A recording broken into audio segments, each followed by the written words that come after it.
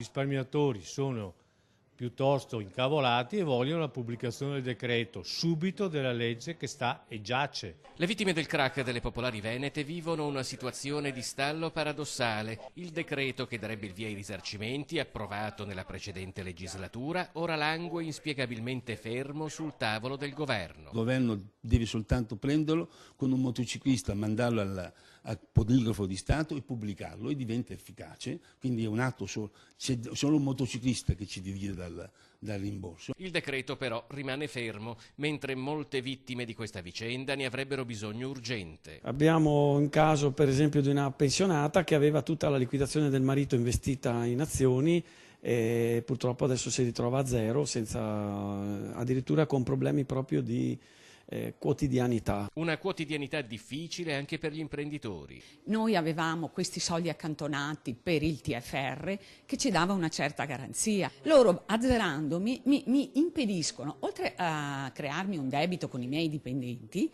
mi impediscono qualsiasi investimento. Se il funzionamento del fondo di ristoro finanziario può essere migliorato, ciò non toglie, secondo le associazioni di risparmiatori e azionisti, che il testo attuale sia già soddisfacente. Gli manca solo una cosa. Che la politica, come sempre, faccia le cose che devono essere fatte, perché di chiacchiere ne hanno fatte tante, poi alla fine vediamo che ci sono sempre dei punti, non si sa, non si vede, non si nasconde, non presentano i documenti o li tengono nascosti, eccetera, eccetera.